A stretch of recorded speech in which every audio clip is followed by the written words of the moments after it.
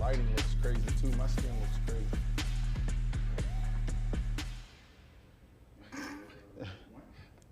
Yes, sir. Yes, sir. Happy Friday, Junior. Oh, my God. We back. The crew is here. Oh, no, Corey in the Friday, cut. Junior? Yes, man. Can we stop this, Ashley? Every single Thursday, every time, right? Brandon. It's every time. Every Thursday we open the show the exact same way, and he goes, Friday, Junior, yes. Friday, Junior, the day before Friday, just Yes. like what is Wednesday? Wednesday is hump day. Exactly. Hey, you don't have a day of the I- week. I said this yesterday. I'm not going to make fun of hump day, right? Because I'll come in, and I usually have high energy. And I'll come in at like a 6 Right. on a Wednesday, 6.5. Yeah. And when Ashley does her hump day, it takes me to a 9. We turning up after that. Yeah, but this Friday Junior thing, I don't know if I can rock with it. What day of the week do you want? You want Tuesday for Taco Tuesday? Or Monday. I love starting fast. Exact. Start But fast, finish Taco strong. Tuesday works because I think I make the best tacos in the world. I've only did it one time, but my 8-year-olds, twins, Z and Ziggy, and my 4-year-old Zoe said, Daddy, they gave me the thumbs up. They said, Daddy, great job, Okay. it's best. They ain't say it's better than Mom's. I ain't gonna put that out publicly, Yeah. but they said it's phenomenal. How come nobody else caught that joke? What joke? When Brandon Dang it. said he likes to start fast, how come else nobody caught that? I was the only one that took that? It might have went over my head. It went over your head? But It you didn't know, go I over my head. but you I know, heard it. But you know, I like the motto, start fast, finish strong. So, you know what I'm saying? That maybe that message resonated with me in the joke didn't. I get don't it, know. the athlete connection. Yeah, got that's it. what it was. That's what it was. We get it. You're both wide receivers. I know. That went over my head. What do you mean? Yeah, Start because she fast? said Maybe it was it's a joke. girl thing. What does that mean? I can't say that's not this kind of show. Maybe we could do it at the break. Did it just get X-rated for a second? Anyways, listen, we got a dope show for y'all today. We got the 2014 Walter Payton Man of the Year. He's a former All-Pro. I'm talking about linebacker Thomas Davis. We're going to talk football. We're going to talk Bryce Young and the Carolina Panthers. And he's even going to give us his top 5 linebacker duels of all time. Definitely stay tuned for that. Yo, Brandon, let me spill a secret. Brandon said Thomas Davis was the only one to ever lock him up, the only linebacker ever to lock him up. Bro, that was offline. You wasn't supposed to say that. That was off the record, Corey. I knew it was supposed to be off the record, but You that see? goes to show you how. Personality, journalist. I would never do you like that. That goes to show how solid this dude was. So definitely stay tuned for that. But we got some news. So how about we hop into the news of the day? The real news of the day is, look at my picture compared to the rest of y'all. I mean, See, this is what happens. look when at the you material. When you come to Brandstar Corey, I Studio, guess. everybody gets fly. excited. Shout out to Brandstar Studio. We're back here again. We started off Monday. Like we always say, we appreciate you guys rocking with us. We still feel like we're in a live rehearsal.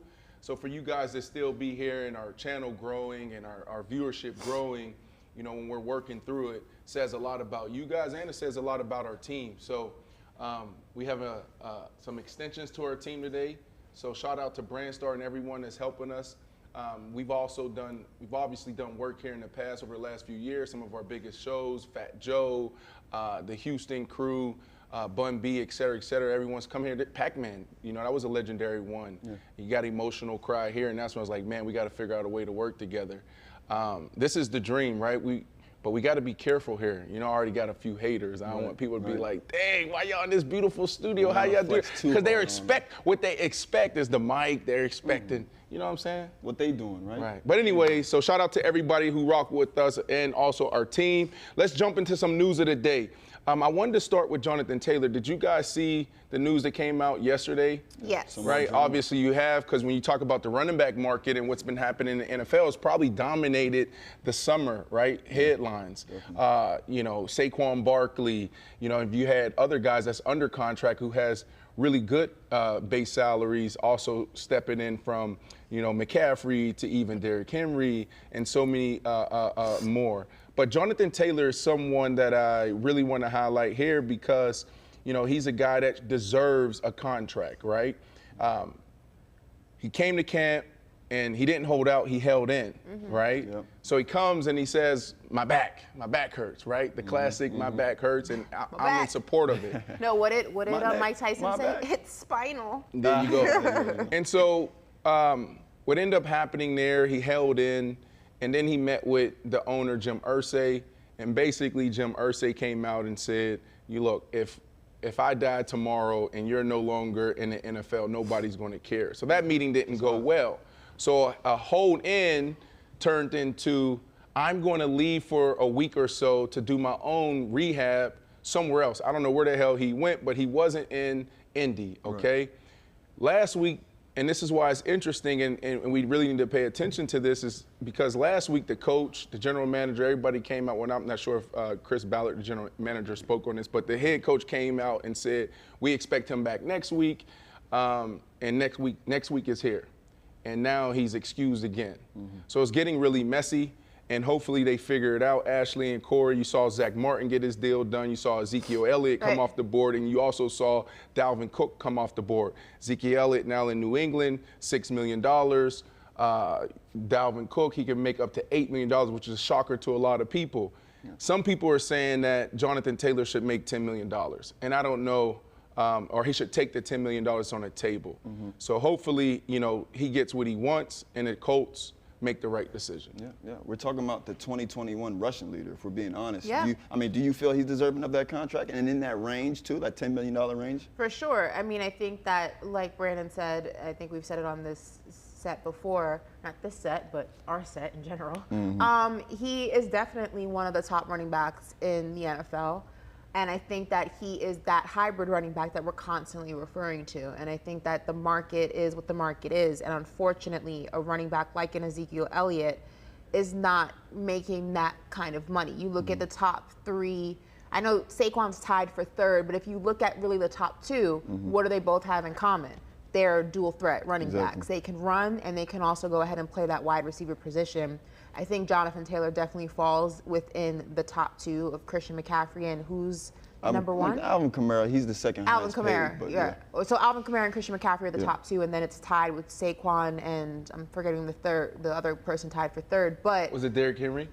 Might be Derrick Henry. They dropped the list yesterday, and I was reading, and I forget who Saquon's tied with, but Jonathan Taylor, say all that to say that he definitely falls in that top two where dual threat, and I think the Colts are not going to be able to play hardball with him for very long. They need him. Yeah, no, I agree. Absolutely. Especially with a rookie quarterback. Let's not forget that they have Anthony Richardson. He didn't have a lot of time at UF, and they just named him the starting quarterback. Yep. Who's the quarterback's best friend?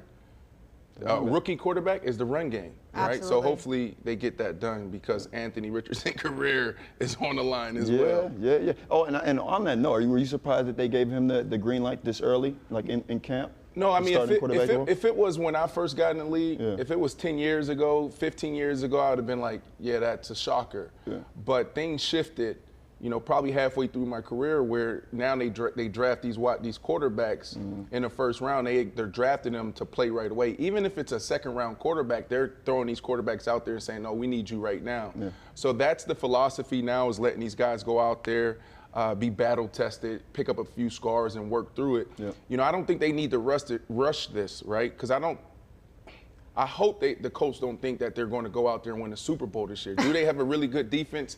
Absolutely. Yeah. You know, Jonathan Taylor, they have one of the best running games in the business, so they can go out there and do some things. But I think, like, easing them in may be better. And I'm talking about this year, 5-6 games, just watching, being able to see, you know, the speed of the game from the sideline, holding the clipboard. Yeah. I feel like that could have been more beneficial for him. Yeah, I'd almost agree with that. Yeah.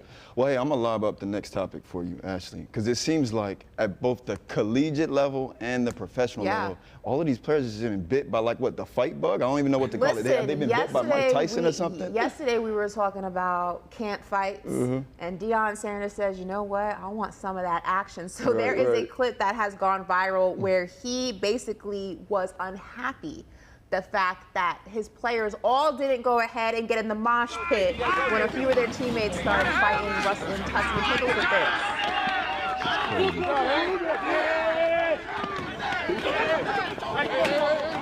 There was probably 4 or 5 fights. Yeah, I mean, listen. He was quoted saying in the video, I don't know if you guys can go ahead and hear the audio. Can they hear the audio in this video, guys? Oh, they can?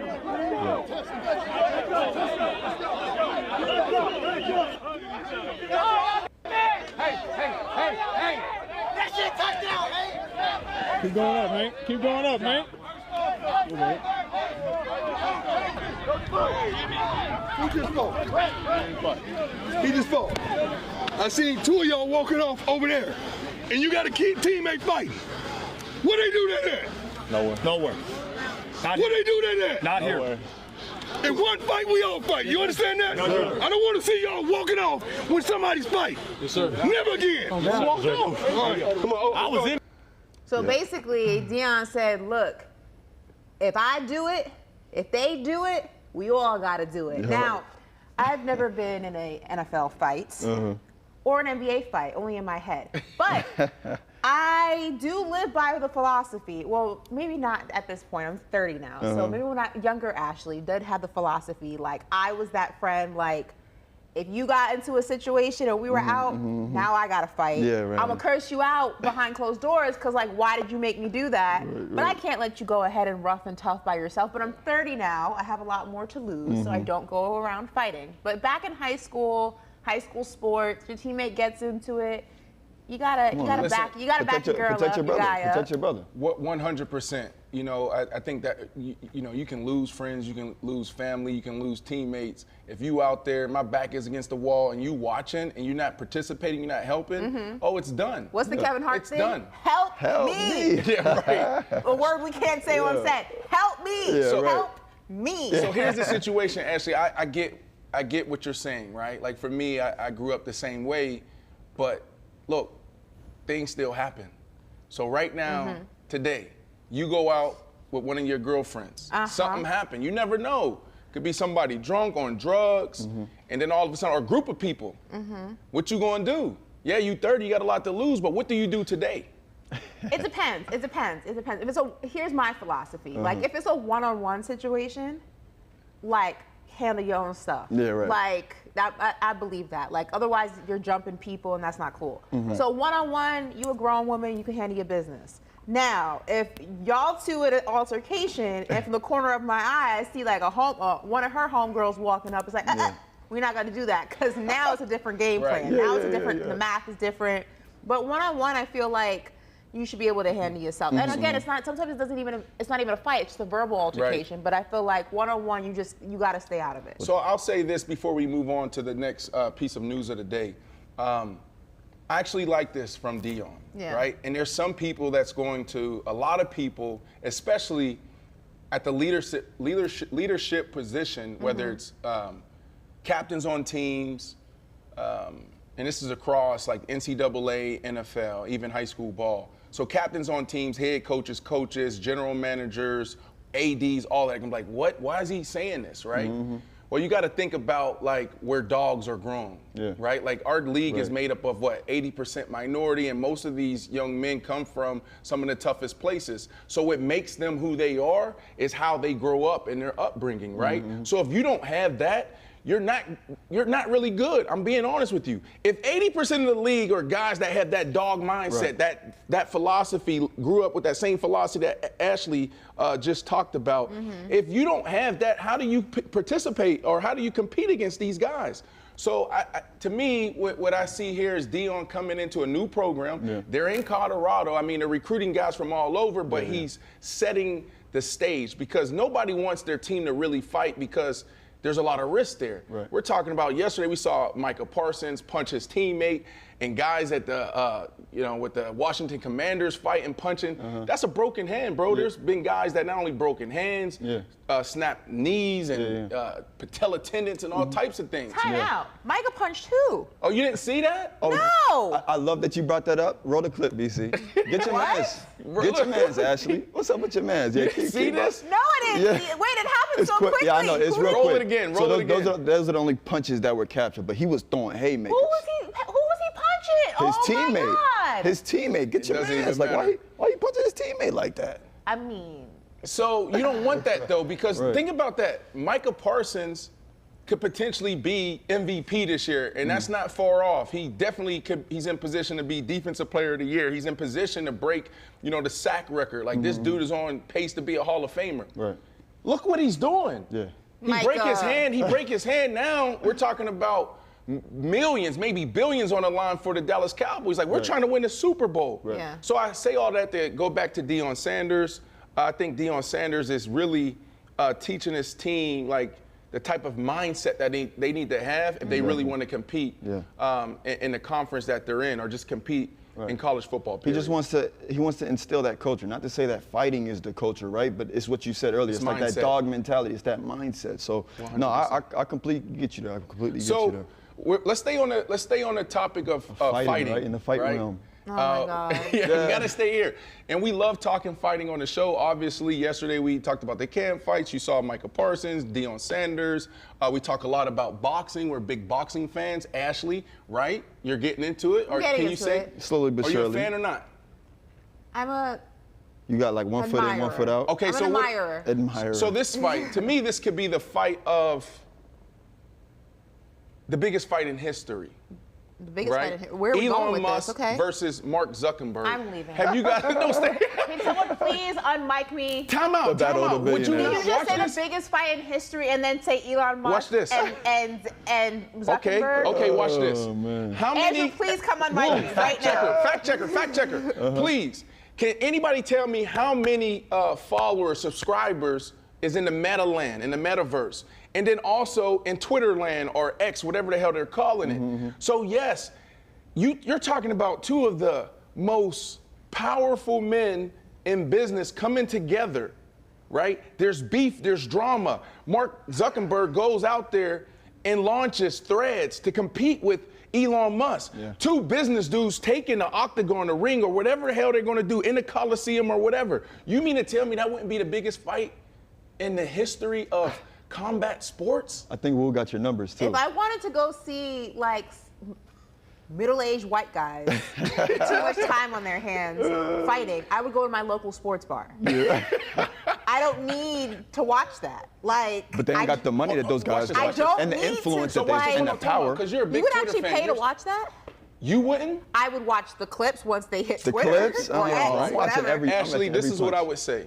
If it happens in the Coliseum, I would bet my monthly check that you would fly over there. Which and be a part of it. Coliseum? In Italy, that's the drama. In Rome. Not in my home country. So that's the drama right now. They've been going back and forth. It feels a lot like T.O. and I, right? Like, are we going to box or not? Are we going to race or not? All of that back and forth for an entire year and nothing gets done. It feels a lot like that. But Mark Zuckerberg 3 days ago came out and said it's time to move on. So Corey, I know you follow combat sports and so does Wu. But Mark Zuckerberg is now looking to fight a real fighter, MMA, potentially working with Dana White with the UFC to fight a real fighter. So this is going to be interesting. Very interesting. Wu, you got those numbers? Yes. Can we go ahead? Has 400 million. Wow. Twitter, or whatever it's called now, is 450. Wow. 400 million and then 450? 450. That's close That's to like a billion. the whole planet. It's close to $1 billion. What is it? It's like the whole planet on There's like 10 billion people on the planet. Andrew, you're a big combat sports guy. Do you want to see Zuckerberg in the octagon with an actual fighter? Yes. He said to give you a short answer. Only because half of me wants to see it because he's training with Izzy. Right. And Brandon knows when we went to that fight how serious Izzy can be. So he's not taking it lightly. So I am a little interested. Hold on, who's training with Izzy? Mark Zuckerberg. Mark Zuckerberg. Wow. He's training And with Alex Izzy Volkanovski. And Alex Volkanovski. It would be the biggest fight in the history of combat sports, and also there would be so much action on this fight. I think that probably maybe $1 billion bet on this fight. See, but I'm actually more interested to see Zuckerberg fight an actual UFC fighter than I am to see him fight Elon Musk. You don't want to see him beat Do Elon you Musk's think ass? that fight's even going to last longer than a round?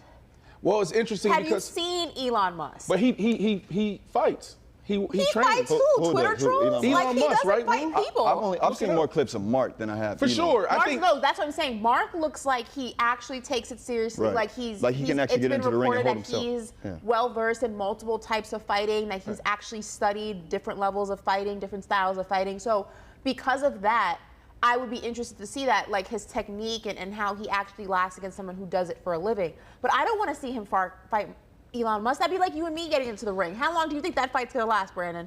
me and you.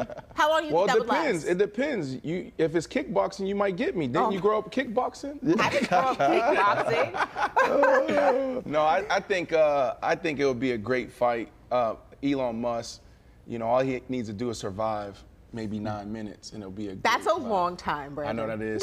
Somebody's saying in the chat. That's like Somebody's saying that I'm butchering or we're butchering his last name. Whose? Zuckerberg. It's Zuckerberg. I said that right. You said Zuckerberg. No, I did not. I didn't hear it. I thought you said Zuckerberg. He's from Pittsburgh, y'all. He also says Jaguars, so you just gotta roll with it. Well, listen, that's the news of the day. A lot of fighting happening in the world right now. A lot of fighting happening in sports.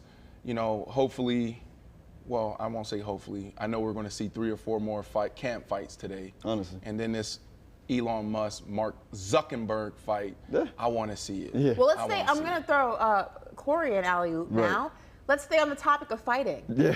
From fighting, Again, I thought we was done. No, we got fighting one with more. helmets on Yeah. to fighting in the ring to lovers' quarrels. Right, Keke exactly. Palmer Exactly. came for her lick back from her baby daddy, Corey. She absolutely did. So Keke Palmer throws shot at her ex in a new Usher video. If you remember, she was not too long ago at an Usher concert in Las Vegas. And let's say, I'm going to throw air quotes Well, on. it's a Keke Palmer and Usher video. It's their video together. Right. Yeah. But I was then given the context of really how this all started. So Keke was at a concert, and she wore, I guess according to her ex, a revealing outfit, right? And it rubbed him the wrong way. And he took to social media to say, Keke Palmer, you're a mother. Well, let's look at this new video that Keke Palmer and Usher have together, where she threw some shots. I try my best not to be all in your phone, but I know that's not what you want. Might as well keep some pictures of the 2 of us in your home. When you slow dance by yourself, I'm right Usher messy for this. Yo. Spring my friends on your steady wheel. Yes. Hello. Where they staying at the Cosmo? What time is it? Damn it, I missed the show. Shit, I'm so tired. I'm a mother, after all. Messy. Yo. And I ain't talking about Lionel. That was messy. Well, so was it Monday where I put together my top 5 messy list? Right? We put James Harden on that list. Y'all put me on the list, which I'm not deserving yet. I'm working my way up to top. Don't make that face. We got 50 Cent. We got Donald Trump. We got Gilbert Arenas, and we have James Harden. Y'all threw me on there, but now I'm off because let's add Keke Palmer and Usher. So that rounds out the top 6 messiest people. Why would Usher do this? Why wouldn't he do it? You like this? I don't like it or dislike it, but I do think it's funny that in the clip, I don't know if you guys heard it, when she was laying down in the bed on the phone, she basically slept through the concert in the video. Like, she slept through it. So she's like knocked out asleep, and her phone's ringing, and she wakes up, and she's like answering it, and she goes, I missed the show, da-da-da-da. She's like, I fell asleep, I'm so tired. And she looks dead into the camera, she goes, I'm a mother after all. Like, which is shade to her baby daddy, who said she shouldn't be dressed out in public like that because she's a mother. So she was getting her lick back. I'm all for girls getting their lick back, though. I'm not mad at her. Well, here's my thing, right? And I wish we had like a photo of or it's not even the photo. I'm okay with what she wore to the Usher concert initially. Yeah. I'm not okay with you rubbing and dubbing and hugging and doing all of that. Don't touch my lady, okay?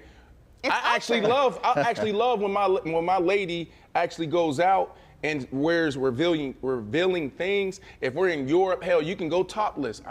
Yes, she's like that, right? Whoa, like topless? Yeah, if you're in Europe, because it's the culture, it's the thing. Like if you go to if we're in Cannes, I'm familiar with the culture. Just take your glasses, because don't be with your lady. And you like, whoa! The first time I went, I was like, what is going on? Yeah. I can So imagine. now you got to wear dark glasses. Yeah, real dark. But if we're over and that's the culture, I'm fine with that, right? Okay. Because it's not like as perverted as it is here. So I'm cool with that. I love that. But Usher was all rubbing and dubbing on her, rubbing and hugging on her. Like, that's not cool. So what he should have said is not that you're a mother, but it's like, yo, you with me, right? And they need to have that conversation internally at the crib. To me, Ashley is like, yo, here's my boundaries. This is how I feel. So. Well, it don't matter how he feels because they are no longer together. It said that they broke up after the concert, and he is pursuing his career choice of being an actor. So. Really? I don't like is there like no coming back from this?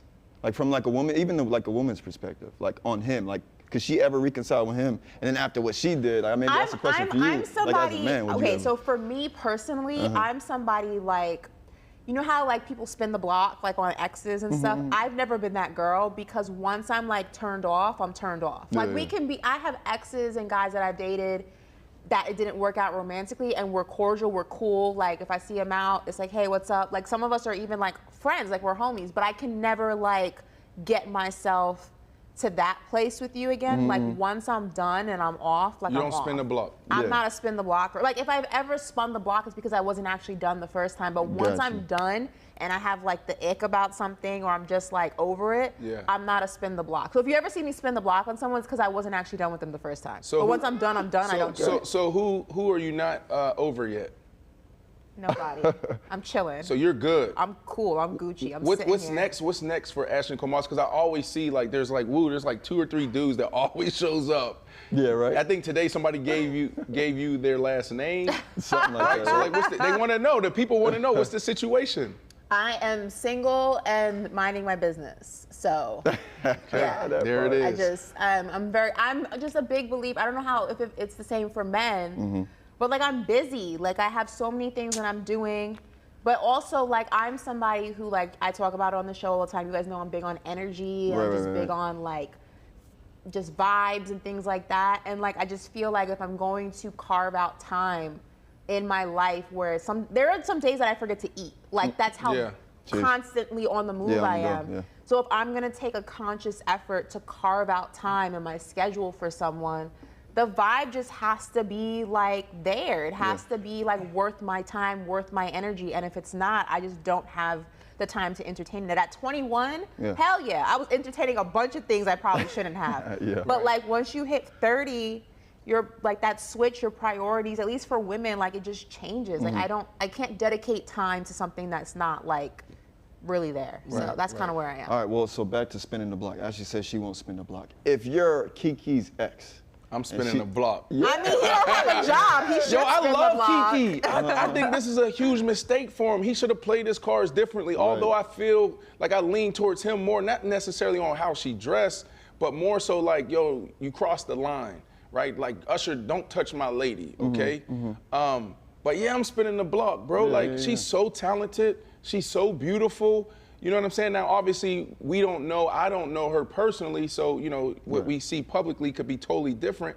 But I'm a huge Keke Palmer fan, yo. I think she's one of the most talented human beings on the planet. She's real.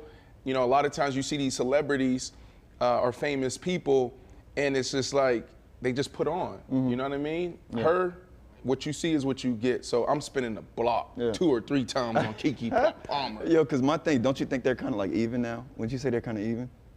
Like, that situation happened. No, because I feel like it's just the way that, like, maybe if this had, like, for me, if this had happened privately between them, I feel like you could, like, move past it. But, like, you try to, like, shame me. Well, you did shame me publicly. Like, you put me on blast publicly. And also, like, let's call a spade a spade. You put me on blast as my baby daddy, and you work for me.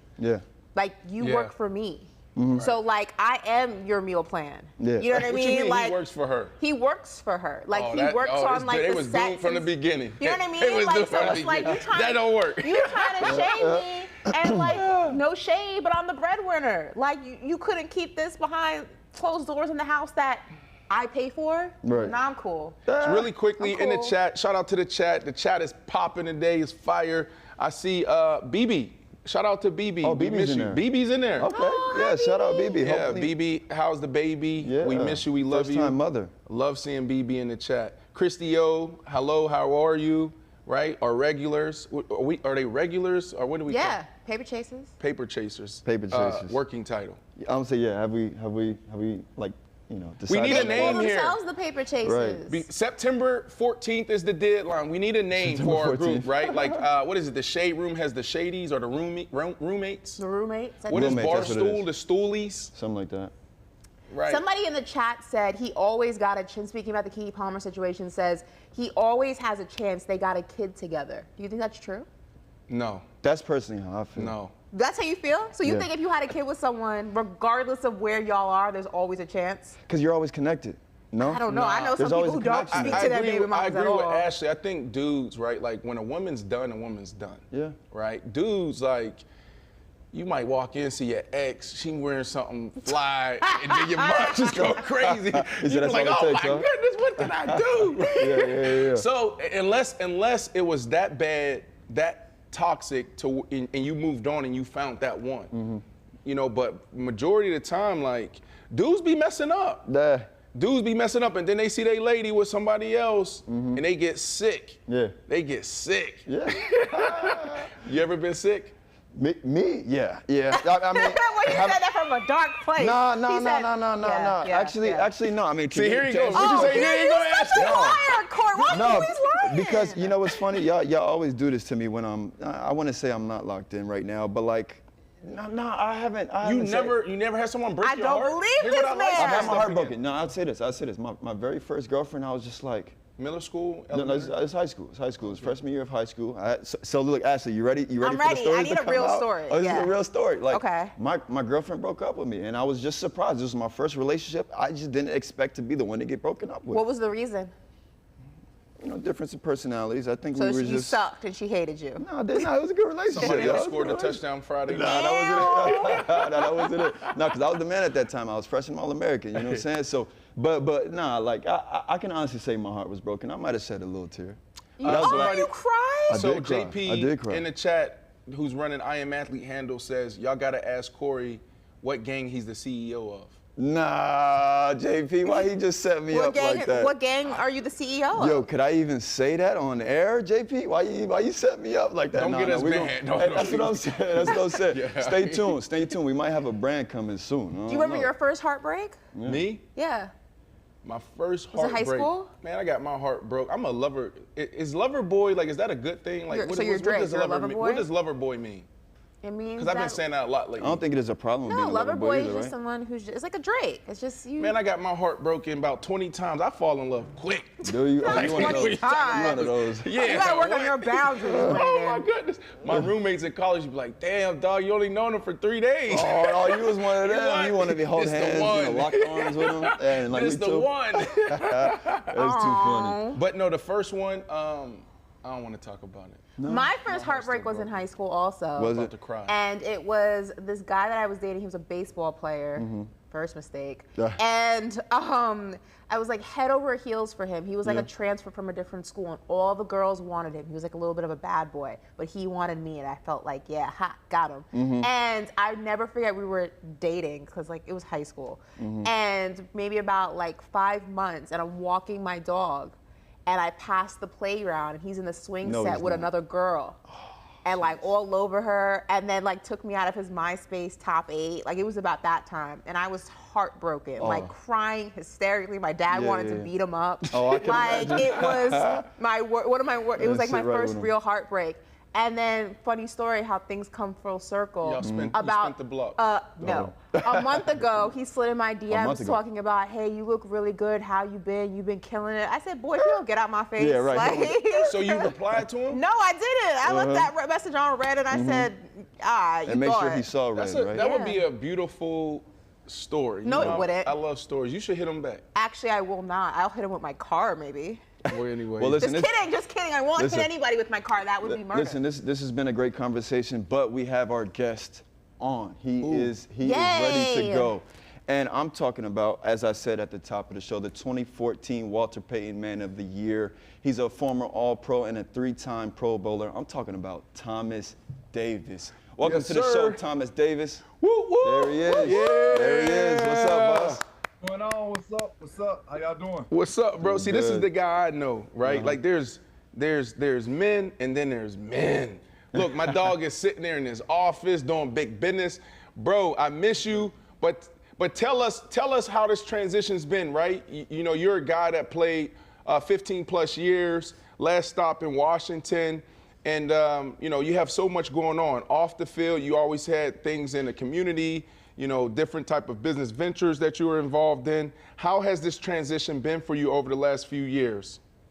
Man, it's been good. It's been smooth. I think a lot of times, you know, players walk away from the game and they start feeling like they missed something or they missed the game. You know, for me, when I played, I gave everything that I had to the game so that when I did decide to walk away, I wasn't going to miss it. And that's exactly what happened for me. I took a year off where I didn't do anything, and now I picked it back up, man, and I'm going. Wow. Follow-up question there. Why was that year important? And I'm actually kind of jealous of you a little bit, right? You saw Tom Brady, sign a huge deal before he even retired. I think it was like a $300 million deal with Fox. But he said, I'm not working the first year. I'm spending time with my family, et cetera, et cetera. And then you just said that. For me, I was like, damn, the first year or two, I want to gain 20, 30 pounds because, I'm tired of eating chicken, broccoli, and sweet potato every single day for breakfast, lunch, and dinner. Yeah. And I also wanted to be an offensive coordinator in high school football. But I didn't get a chance to do that. So tell me about that year because I'm a little jealous. When you play 16 years in the NFL, a lot of time is dedicated to your job, is dedicated to the things that you have to do to make sure that you're ready to go for your job. And you get to spend time with your kids, but you don't really get to spend a lot of time with your kids. So I really wanted to take that year and just reacclimate myself into the things that they had going on. And it was great, man, to be able to sit back and do that. My daughter just graduated from the University of Kentucky. My oldest son is at UNC Charlotte. My 15-year-old now has eight offers to D1 schools. He's getting ready to kick off his high school season, his sophomore high school season tonight. So I'm enjoying being a dad. My 13-year-old is in cheer. So those are the things that we don't get to be a part of when we're playing the game. Now I get to be a dad and just enjoy being a part of their lives even more. That's awesome. That's absolutely incredible. Congratulations on all of the success, not just yours, the families as well. Graduation, that's a major accomplishment. Want to go ahead and dive into some football, though. You are here. We would be remiss if we didn't talk about your former team, the Carolina Panthers. Bryce Young, QB1, now holding down the fort. What are you expecting from your former team this season? I'm looking for big things out of this group. I feel like Scott Fitterer has done a great job of putting this roster together. When he made the move to move up to that first pick overall, and he got rid of DJ Moore, I was pissed. I was extremely disappointed in that move. But ever since then, all he's done is go out and make the wide receiver room better. A lot of people sleep on Adam Thielen being a part of that group, man. Oh, yep. He's a consummate pro. He's a guy that has been phenomenal since he's been in the NFL. His first year, we know he had to work hard, grind on special teams, but now Adam is the guy. He's the leader of that room. You go out, you sign DJ Chark, you add him to the mix, and then you draft Mingo, who I think was arguably one of the best receivers in the whole draft, and then you develop Terrace Marshall. So I think this group has the ability to be one of the best groups in the NFL. And then with that first pick that you get, you select Bryce Young. So offensively, I feel like they have the capabilities of being really good. And luckily, we're in the NFC South, and nobody has dominated the NFC South.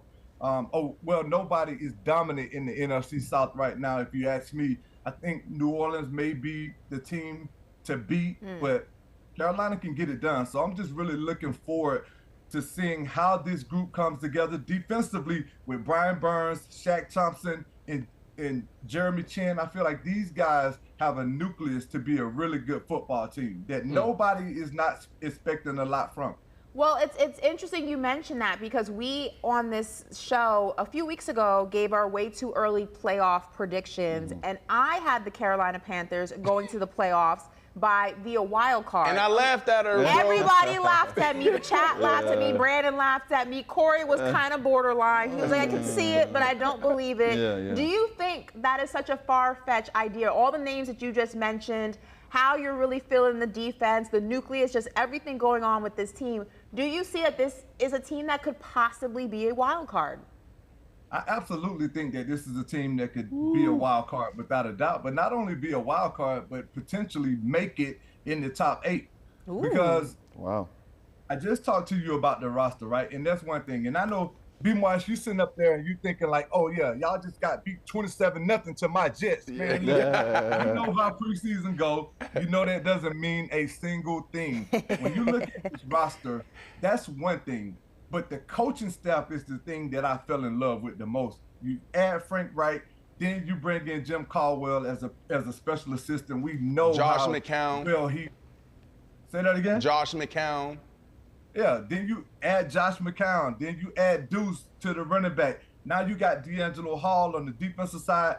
It adds instant gratification to something that I thought was a weakness over the last couple of years when you had the former staff in there. But now this group coming in right now, as a player, who wouldn't love to play for those guys that we just named? Okay, so listen, you know this man, savvy vet, one of the best to ever do it. And I told Corey and Ashley this story offline, and Corey, to open the show, actually said it publicly. He wasn't supposed to say this.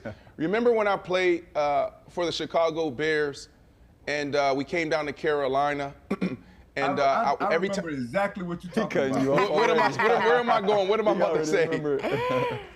Hey, you talking about that play where I was lined up on you, and you thought, you got a linebacker on me. I'm about to chop him up. Right. And what happened, bro? No, it didn't happen the way you thought it was gonna happen. I knew that. Yo, hey, listen, you know what? Everybody asks me this, and my pilot, like when I do fly private, every once in a while, you know, I don't got a big budget like that, but maybe once every year we'll fly private. My pilot hit me up yesterday. Kenneth hit me up, and he's like, yo, bro, who was the hardest corner to go against? Was it Darrelle Revis? Was it Richard Sherman? And I said, Darrelle Revis by far, right? Big fan of Darrelle Revis. Salute to you going into the Hall of Fame. But what I need to start saying is TD was my hardest matchup ever. I couldn't get off the line, bro. With Darrelle Revis, you can still get down the line 6-7 yards, and then you can get into your route. With you, I couldn't even get off the line. So salute to you, bro. I'm giving you that honor. Man, listen, you know I had a lot of respect for you, man. Still do to this day. I love everything that you've been able to accomplish off the field.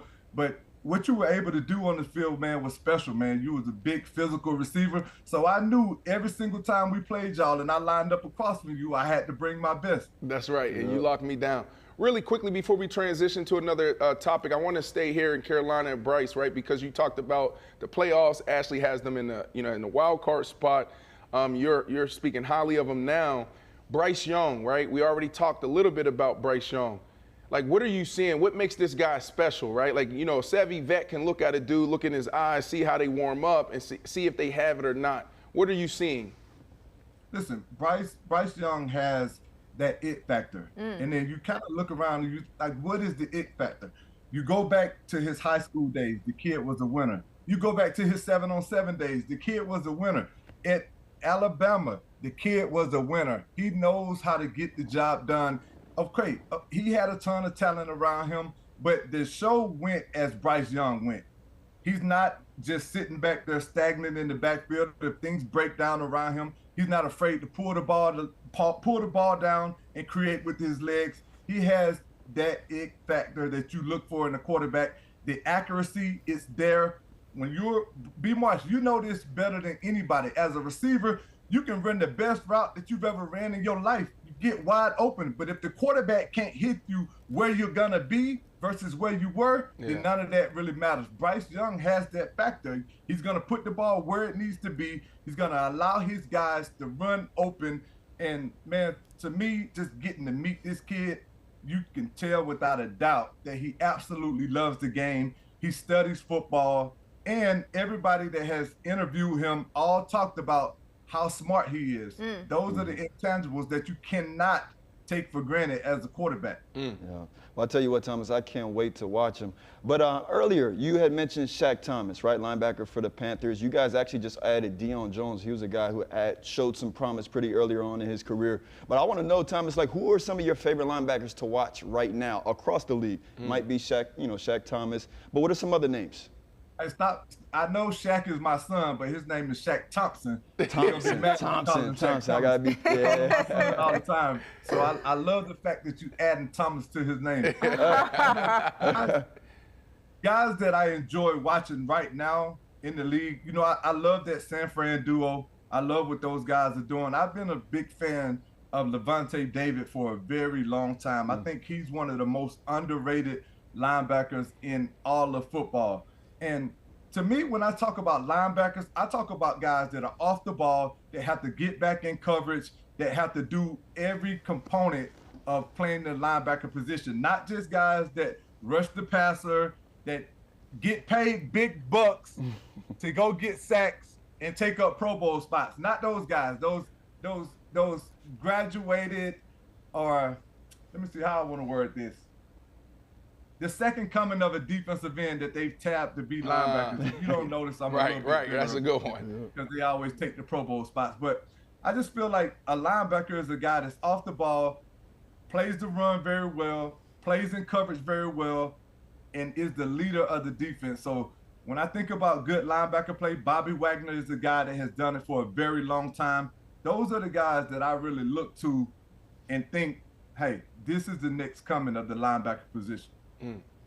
Now, we talk about the leader, and switching gears, we're going to go ahead and obviously ask you about your top 5 linebacker duos of all time. But before we get there, I want to go ahead and ask you about your former leader, your former head coach, Ron Rivera. How do you think he turns things around in Washington?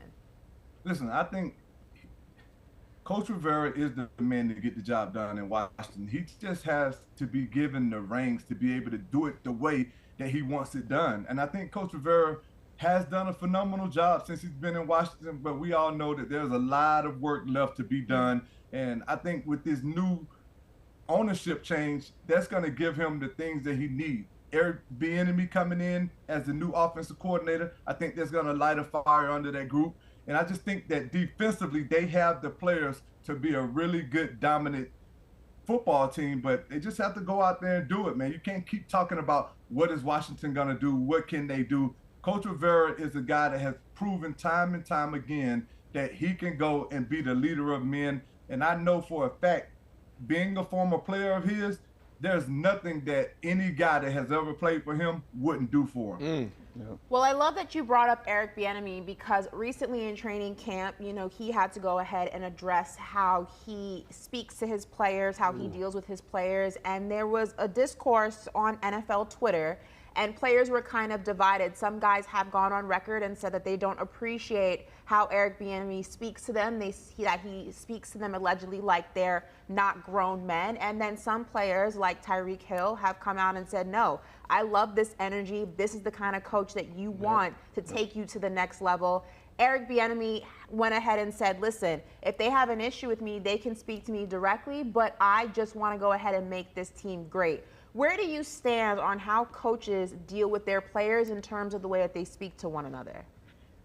So I have a funny Eric Bieniemy story. So we played Kansas City Chiefs long time ago, right? And I made a hit on a running back. It was right before halftime. I made a hit on the running back and ended up knocking him over to their sideline. But it might have been a penalty they called on me, but I stand up. As soon as I get up off the ground, there's this little short dude standing over me, cursing me out.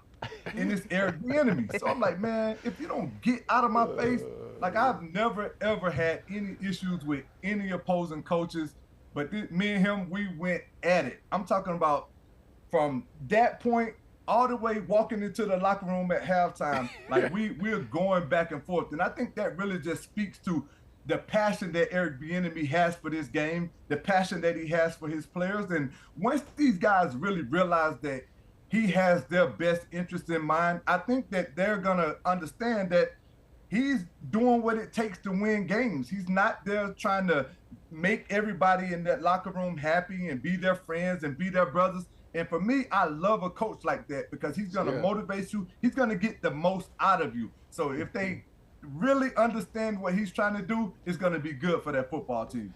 Listen, I'll say this, bro. We're kind of cut from the same cloth, that old school cloth.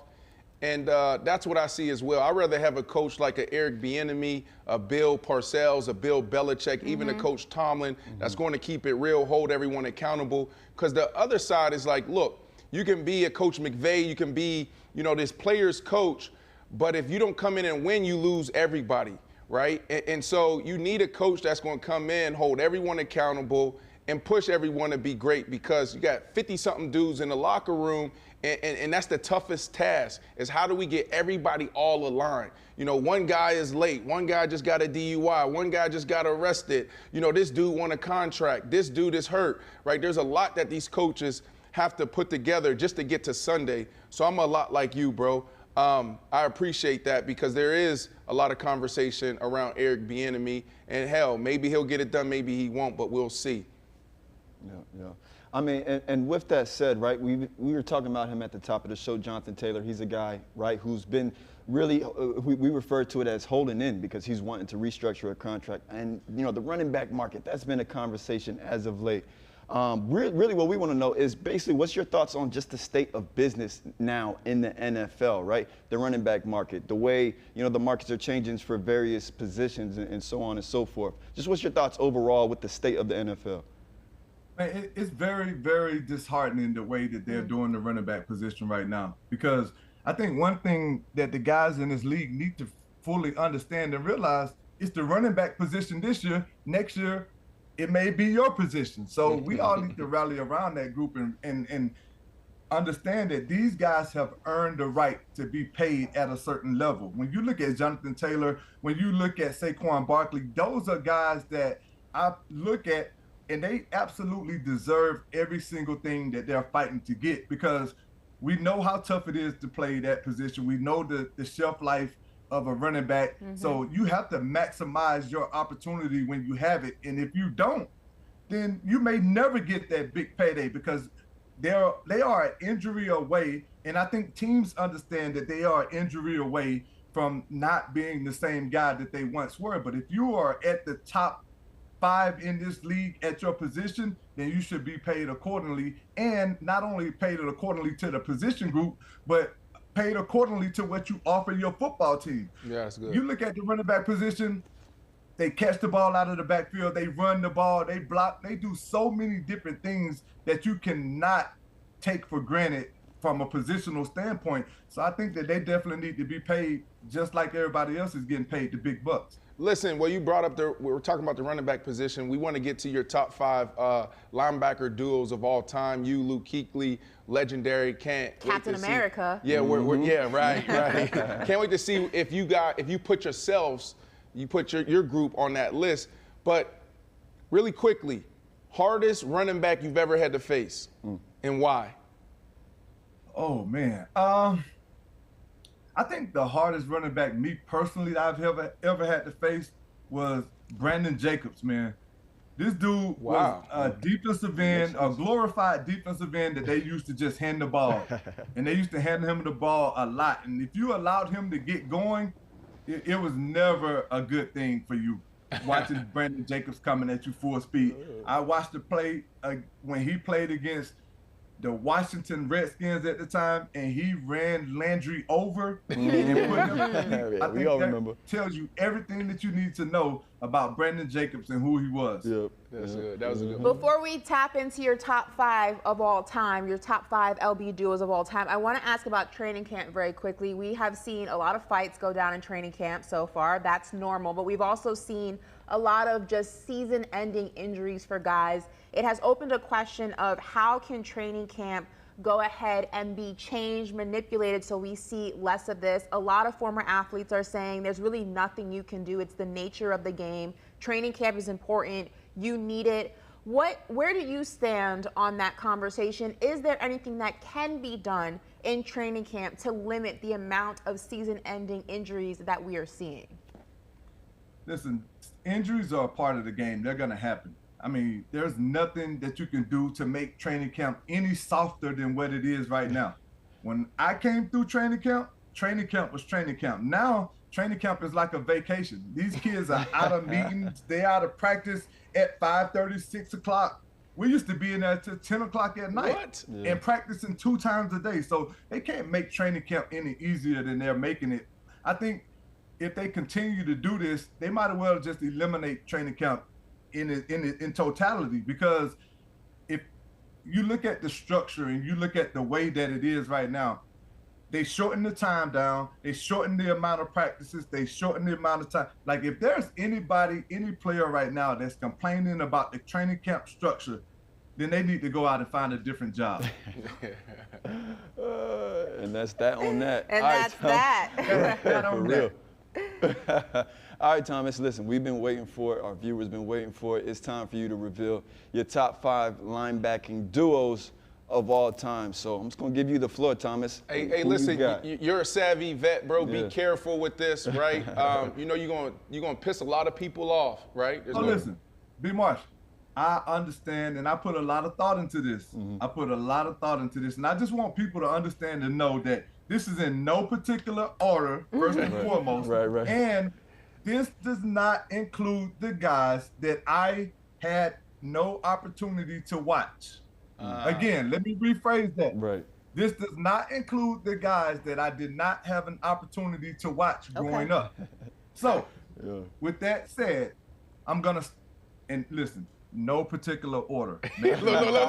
All these disclaimers. We know he's gonna be heat. It's gonna be some heat. Look, Right. I love watching Patrick Willis and Navarro Bowman go out and work, so I gotta go with those guys. P. Will, Navarro Bowman, they were a special tandem when you used to go back and watch San Francisco 49ers play. You gotta know exactly what these guys are. Next, I'm going with Brian Urlacher and Lance Briggs. I think Brian Urlacher and Lance Briggs, they set the tone for what tandems were to be, if you ask me, as off-the-ball linebackers. I know I talked about early on how I wasn't too fond of the pass rush, defensive end type bodies being considered linebackers, but when you look at Ray Lewis and Terrell Suggs and what they were able to do, man, that was special. I was a huge Ray Lewis fan growing up, wanted to model my game a lot like him. And Derrick Brooks, who didn't make this list because I don't think Hardy Nickerson played long enough or didn't contribute enough when he was with Derrick Brooks. Next, I got to go with Bobby Wagner and KJ Wright. Bobby just re-signed with the Seahawks because they know how valuable he is to their organization. But Bobby Wagner, man, he's going to be a first ballot Hall of Fame. KJ Wright is a guy that I feel like he brought so much to that Seattle team, and he did not get the recognition that he deserved. But if you played the Seattle Seahawks back in the day, you knew where KJ Wright was, and you knew where Bobby Wagner was at all time because they was making plays. Absolutely. And without further ado, last but most certainly not least, Yes, sir. Luke Kuechly and Thomas Davis. Everybody that played against these guys knew they had to bring their lunch pail every single day. Luke Kuechly, man, I think he may go down as one of the best linebackers to ever play this game, man.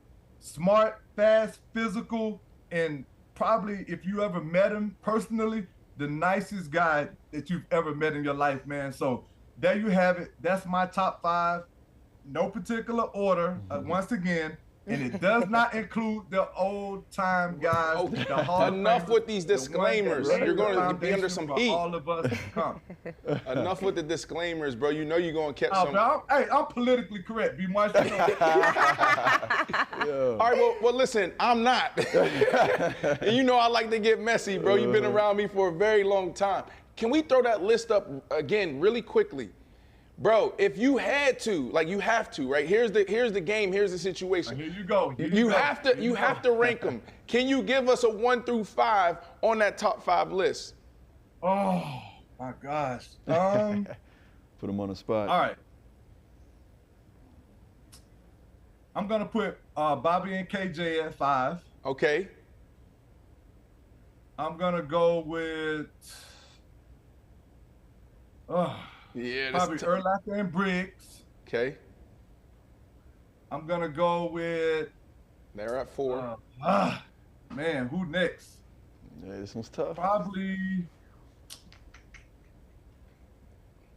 Ray Lewis and Terrell Suggs. Ooh, that was okay, gonna be the hardest one, 2 and 3. Okay. 2 and 3 is gonna be the hardest. And then I'm gonna put P. Will and Navarro Bowman. And that leaves one duo. And you know who the best duo of all I like it. I love Without a doubt. Me and Luke, man, what we were able to do was phenomenal. I hate that we wasn't able to give Panther fans more years of us playing together, but yeah, that was I ain't special. put nobody over me. Right. And listen, there's some Terrell people. always said it best. I love me some me. There you go. Hey, well, listen, this is what I'm going to say, because there might be some people out there that's like, you know, what? you know, you putting y'all at number one.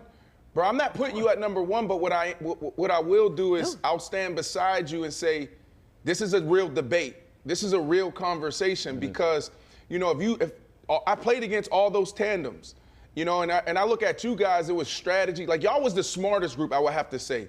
And that's saying a lot because I played with Brian Urlacher and Lance Briggs, and all they did was communicated. They communicated in the locker room, when we were at practice, walkthroughs, in between plays on a plane, all day, every day. Hell, playing poker on the weekends, all of that. And I saw a different level of ball there. That's when I realized that, man, you know, working with your team, like communication all the time is really critical. But when we played against y'all, man, y'all knew everything. Like, Luke Kuechly, the ball's going right here, the ball's and we seen some of those clips. Yeah, we have. And then you got TD with the same amount of IQ. Now, he's being friendly. Dude was a monster, but he also had that high football IQ as well. But with you, bro, like, it was like you set the tempo, big hits, but also playing inside, taking on 350-pounders, and then coming out guarding all pro wide receivers. Right. Man, it was just different, man. I hated playing against you guys.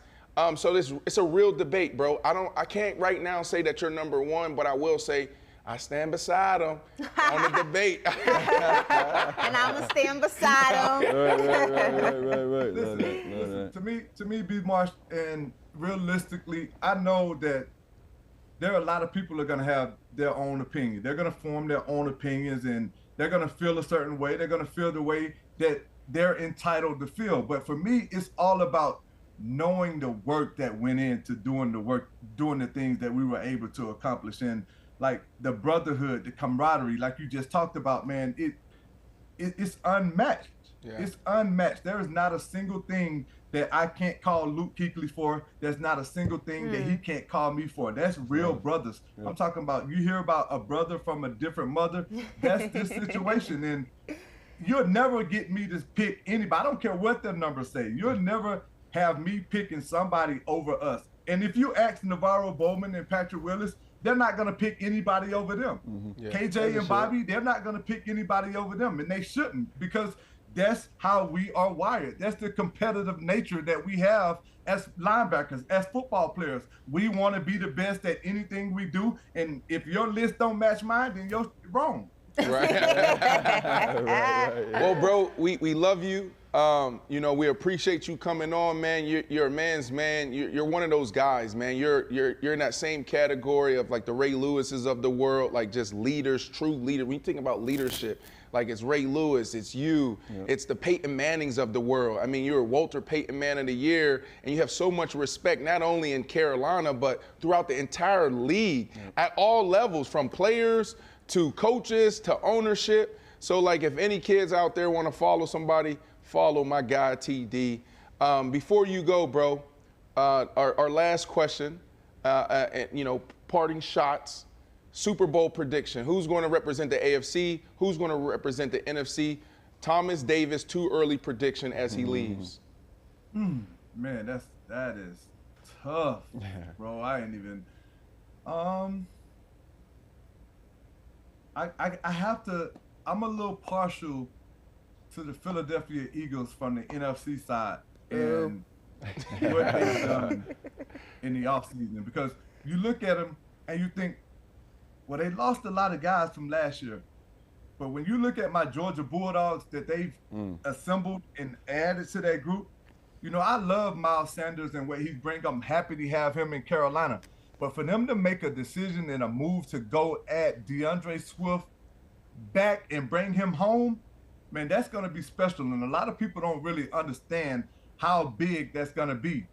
Looking at Devontae Smith, what he does on the outside, looking at A.J. Brown, what he adds, and then we all know Goddard being in the middle. That offense, man, it's going to be one to reckon with once again.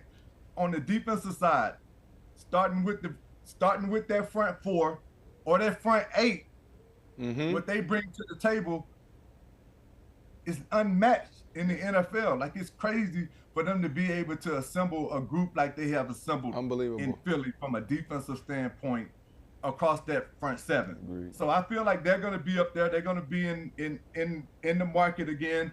And I love Buffalo. Obviously, I love Kansas City. But I think the Chargers are going to sneak up on a lot of people this year. Whoa. The Chargers, if they can stay healthy, the Chargers are going to be a problem. Keenan Allen is a problem. Mike Williams is a problem. And they went out and got this kid from TCU. Man, listen, man. Y'all better tune in. All right. Austin Eckler, problem.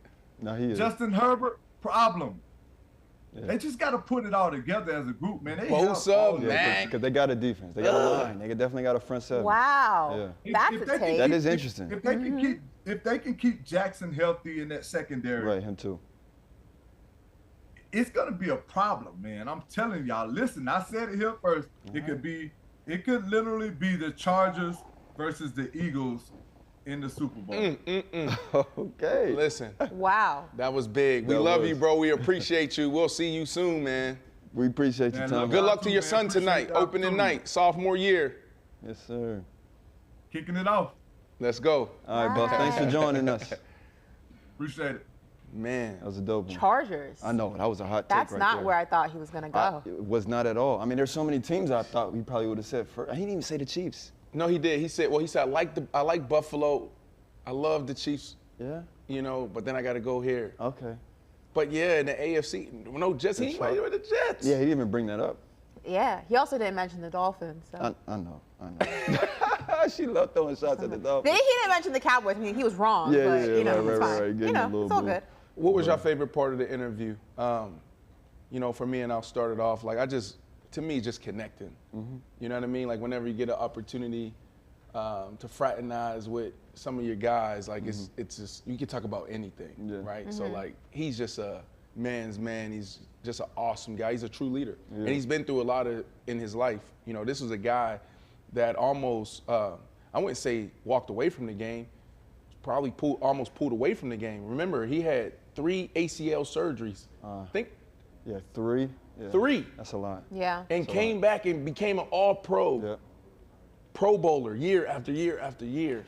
Yeah. Special. It's mental toughness right there. There you go. Yeah, Ashley, you I want feel to like my favorite was definitely what he said about Eric Bieniemy. That's funny. I said the same I thing. think that hearing a vet have a totally different mindset than I feel like we've had some of the younger athletes, you know, speak about Eric Bieniemy and how they, you know, were not fans or are not fans of the way that he deals with players. I think it just shows the toughness and the difference in era and the difference in what was expected and tolerated in those eras.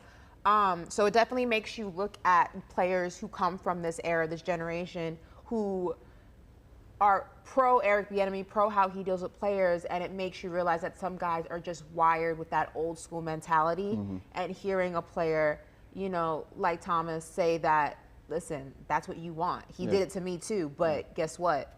I like it. So I was excited to hear that for sure. Yeah. Well, my favorite part was that Eric Bieniemy part, but it was his story. I thought that story was hilarious. The story was fantastic, right? He's like, who's this little man standing over me? He hit the running back, out of bounds. He said it may or may have not been an illegal hit. And he said he had Eric Bieniemy over him talking crazy to him. So that was my favorite part. Yeah, for sure. And I loved hearing him talk about his kids too, and like that is cool. how he's gotten to enjoy them and kind of get to know them in this new era, this new stage in their lives. And you know, a lot of incredible things have happened. His relationship with Captain America, things like that. It's always cool talking to guys who have a lot of history in the game, you know? Yeah. So where we got break and then we come out and I'm at the board? Well, I got a little debate for you right quick first. Wow, I love a debate with Ashley. we Is it absolutely- between Ashley and I, me and you? Well, between all I'm of us. predicting both of you guys to be split on this. Okay. That's what I'm predicting. So, yesterday, Pro Football Focus, they made a post, obviously just, they were kind of just, because if you remember, Dalvin Cook has signed with the New York Jets several days ago. So they asked the question, is Dalvin Cook and Bryce Hall the best running back duo in the NFL? So that's the question we're going to answer. Are Dalvin Cook and Bryce Hall the best running back duo in the NFL? Because I tell you what, Dalvin Cook, he quote retweeted that tweet and was like, hey, this is what I want you to do. Because the question asked, do the Jets have the best running back duo in the league? Dalvin Cook quote retweeted and said, well, this is what I need you to do. I need you to delete do and the question mark and then change it to the statement that the Jets have the best duo in the NFL. Because that's what he believes. Right. Ashley, you want me to start? You can go first. I'm looking up some of these names right here, see if I can agree with that or So, not. listen, I just went straight to Google. Google is my best friend at time, right? You got the Green Bay Packers, Aaron Jones, A.J. Dillon.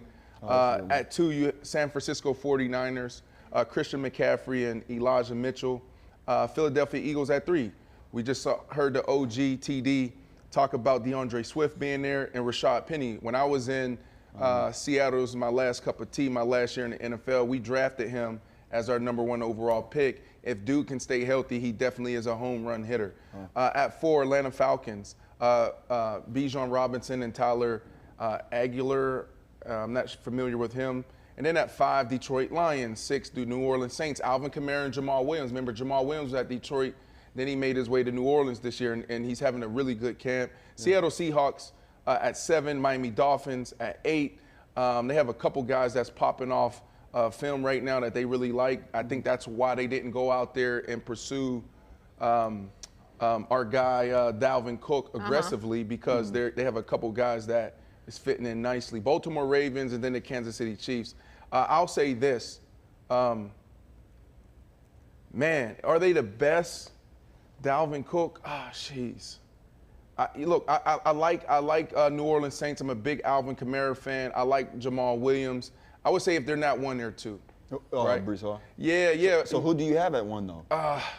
I'm going to go with the New Orleans Saints. I like Alvin Kamara and I like Jamal Williams. To me, I really like this combo. I mean, I hate to cut you up. I don't know if you were ready to ask. I feel like it's a no-brainer. How could it not be Alvin Kamara and Jamal Williams? Oh, so you're good. So okay, Jamal but you're Williams, validating me right now. Oh, absolutely. A lot of times men don't validate each other, but I like that. Go ahead. Well, do you know Jamal Williams was the leading rusher, not leading rusher in touchdowns last year? He had like 18 rushing touchdowns. And Alvin Kamara is Alvin Kamara, so how could that tandem not be the #1 in the league? Yeah. Look, I like what they do in New Orleans, right? Alvin Kamara is like that, and Ashley, I think you said it earlier. Yeah, it's a hybrid. He's hybrid. He's McCaffrey, right? Like, you know, the last 2 years, his number's been down when it comes to receptions. But this is a guy that went like 2-3 years in a row, 80 catches.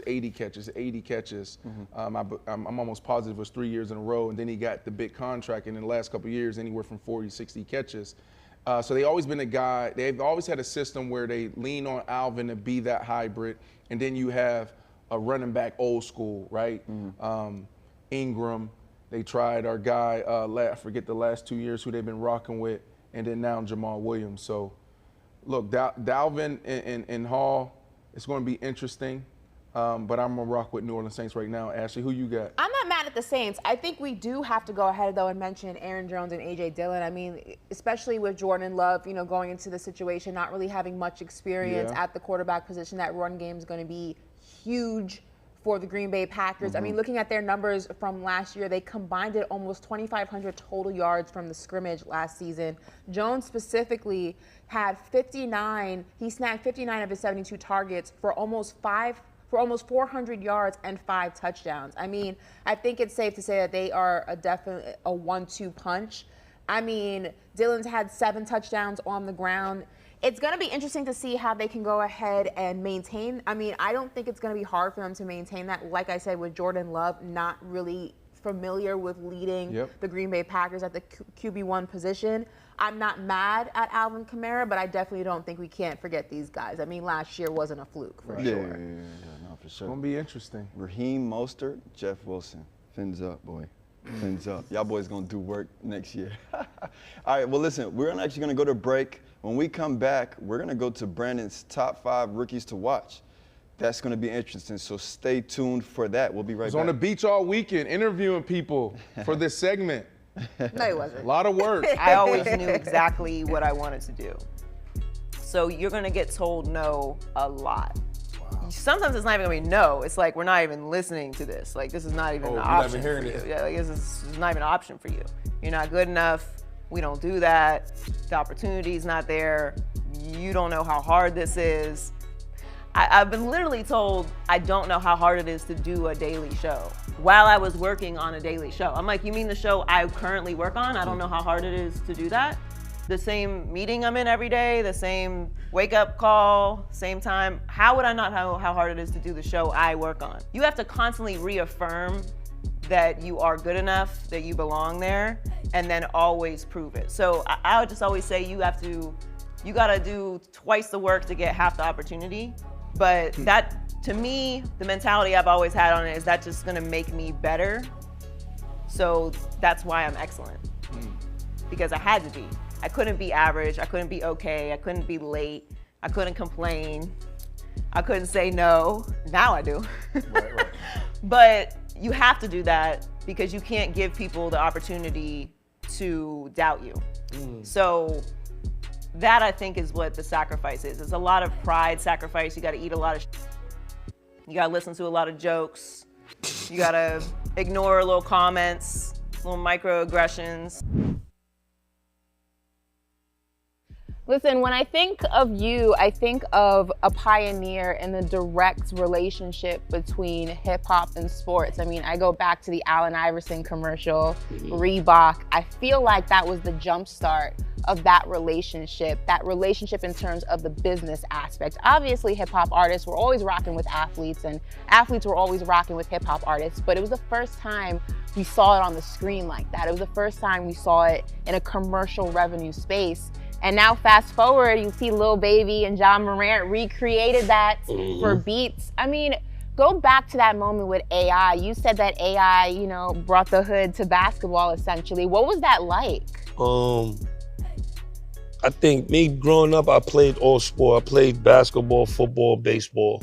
So he was just Allen Iverson was, I could remember sitting in my man's living room watching his Georgetown, watching him play in Georgetown. So I was already a huge fan of his. So when they brought the opportunity to me, shout out to Steve Stout, shout out to Trackmasters, Rough Riders, everybody that, brought the opportunity. It was like coming here on the show. I'm like, word, he want to sit down with me to talk about doing the spot. So once I met him, he was super down to earth. He was ecstatic, like, yo, you one of my favorite rappers. I want to do this, we gonna do it. Got the beat, made it happen. I didn't know right then that it would be a timeless commercial spot that opened up, kind of paved the way for everything that came after that. 50 Cent, G-Unit, and Hove, the S. Carters, and all of that came after that. So for me to be able to do that initial commercial with Allen was an honor. Welcome back, everybody. Subscribe. You saw that? Subscribe. Listen, Brandon is getting his exercise in at this part of the show because he is at the board. Brandon, you gotta run like Kenny does on Inside the NBA. Let me see you do your little job. Go to the board. Okay, to the board. We're at the board. There we go. Okay. So this is a segment. We're gonna go ahead and reveal what are we revealing to the people? Your top 5 rookies to watch, correct? Yeah, top 5 rookies to watch. I'm really excited about rookies, right? Like rookies back in the day, Ashley, Corey, when I was in the league, they didn't play. We didn't really respect rookies. We shaved their heads. They still shave their heads. Oh my God. We paid $20,000, $30,000 for our dinners and all that stuff. Now, rookies are coming in and you got to contribute right now. If not, you might be cut. You might be out of there.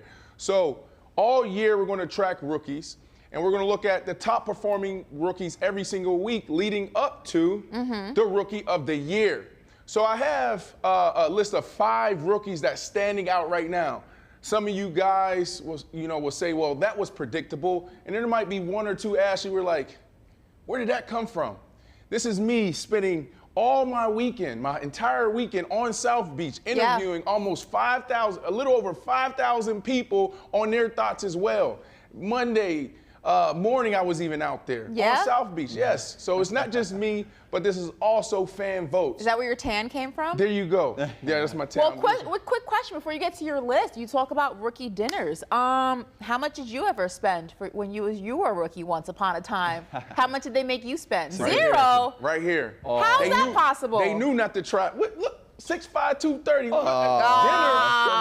No, I was fourth round. So Jay Cutler had to, he footed the bill. So Jay Cutler did everything. I was fourth round, I ain't had no money. They usually do that to first rounders, maybe second rounders. Okay. But once you get into the late rounds, they're like, man, keep your money. Yeah, Saved by the round. Keep your money. I ain't making no money. Saved by the round. Here we go. So this first one, this is a gentleman who was drafted high, right? So high expectations on this guy. But when it comes to this segment, Brandon's top 5 rookies to watch that could potentially be the rookie of the year, this is one of those ones where I'm going to get a lot of pushback. But if you watch the game, you know the game starts from the inside out.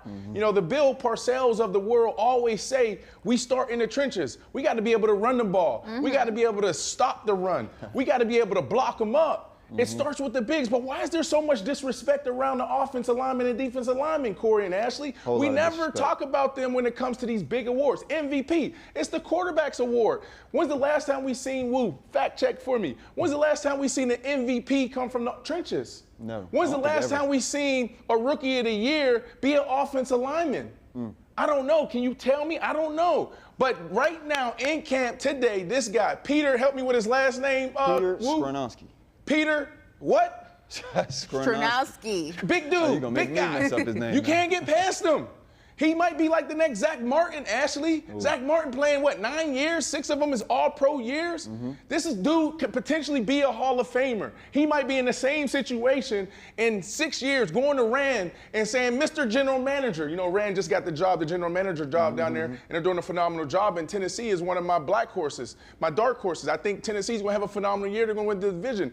Ashley laughed at me when I said it. But it's going to start with this guy. You know why? Because you got King Henry in the back. You got to be able to block him up. You got to be able to make sure you open up the hole big enough so this dude can do what he does and then stiff arm guys to the ground. But it starts with him. He's going to be sitting here 6 years from now saying, Rand, I outplayed my contract. I need another one.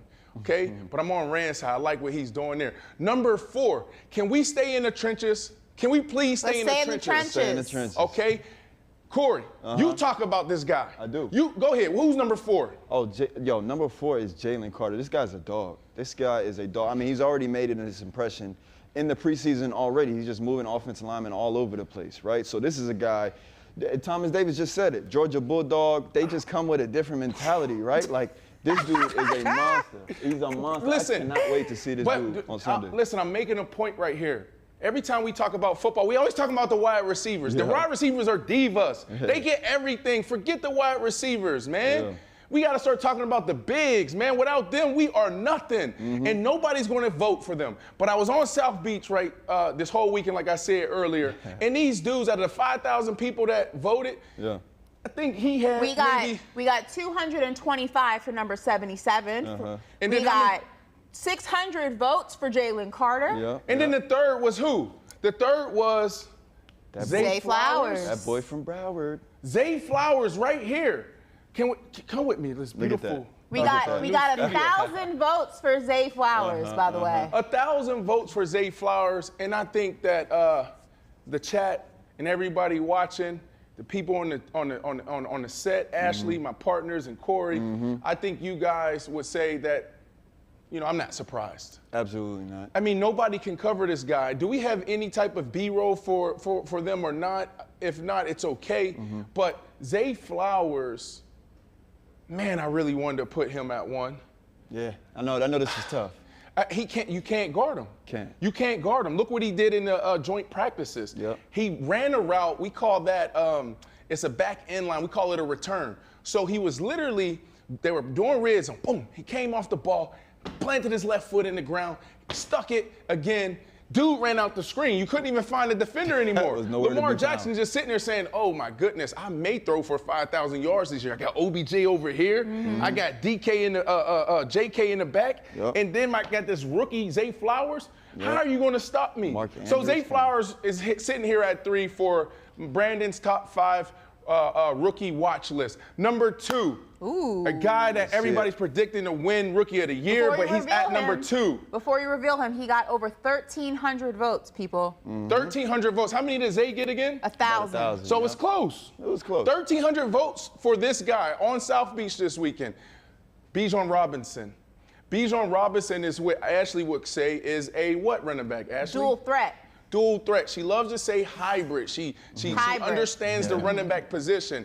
And this is a guy that really made his highlight so far in camp in the pass game. I mean, he's running past guys that was clocked at a 4.3 40, linebackers like that, veteran guys who are all pro and pro bowlers. He's routing them up, running sluggos. He looks like a wide receiver. And number 1, don't at me, okay? Where's my camera? Don't at me. Don't do it. Okay? I'm telling y'all right now, put some respect on this kid's name. Deuce Vaughn is number 1. Woo! Deuce Vaughn.